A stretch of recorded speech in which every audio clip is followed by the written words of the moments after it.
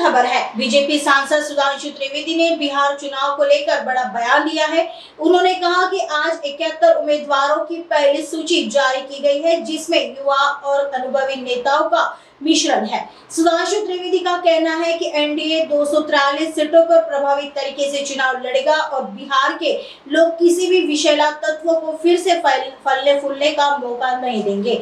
उन्होंने महागठबंधन पर भी निशाना साधते हुए कहा कि उनके बीच आंतरिक संघर्ष और विवाद स्पष्ट है, जो केवल सीटों की घोषणा तक ही सीमित नहीं है।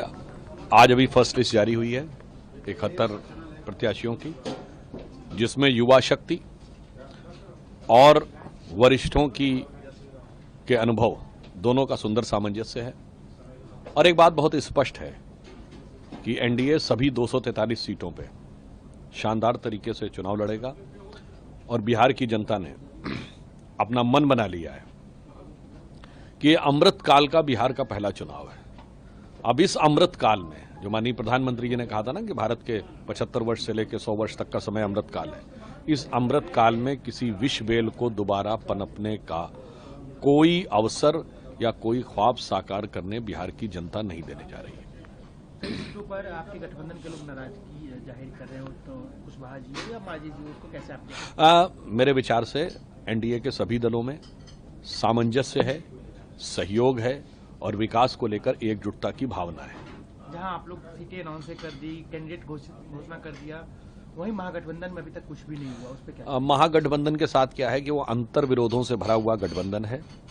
वहां पर सिर्फ सीट के अनाउंस करने तक ही झगड़ा नहीं रहता है, उसके बाद भी रहता है। याद करिए 2024 के लोकसभा चुनाव में सीटों का बंटवारा होने के बाद भी राजद ने पप्पू यादव जी को और कन्हैया कुमार जी को चुनाव लड़ने नहीं दिया था, और फिर वहां पर चुनाव के बाद भी आपस में भितरगात जारी रहता है। याद करिए मजलिस इत्तेहादुल मुसलमीन के 4 विधायक उन्होंने तोड़ लिए थे, यानी 4 मुसलमीन तोड़ के मजलिस लूट ली थी, और ये इनकी प्रवृत्ति है। राजस्थान में भी बसपा ने 6 विधायकों का बिना शर्त समर्थन दिया था कांग्रेस को, उन्होंने वो 6 हाथी निगल लिए थे।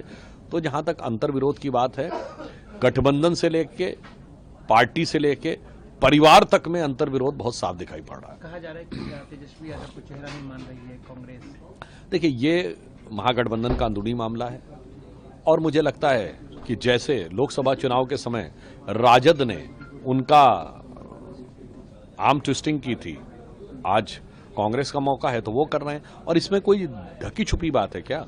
राहुल गांधी जी की यात्रा के समय तेजस्वी जी पीछे चलते रहे, अनेक बार उनको पीएम का कैंडिडेट बताते रहे, परंतु जब संयुक्त प्रेस कॉन्फ्रेंस हुई और राहुल गांधी से पूछा गया, और आपने देखा होगा कि तेजस्वी जी कैसी हसरत भरी निगाहों से राहुल जी की तरफ देख रहे थे, और राहुल जी का जवाब सुनने के बाद उनकी आंखों में नाकाम हसरतों का जनाजा सीधे दिखाई पड़ रहा था। तो मुझे लगता है ये तो जग जाहिर है।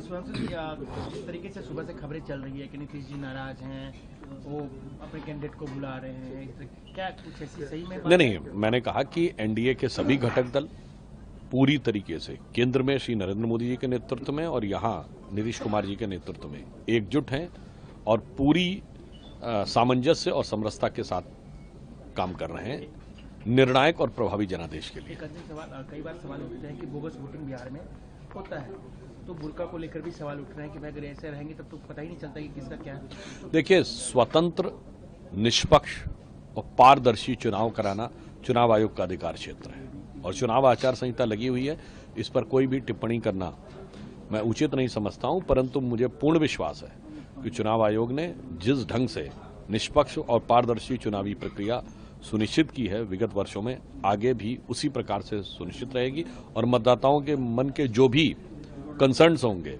यानी जो भी बातें होंगी, उन सारी बातों का चुनाव आयोग पूरी तरीके से ध्यान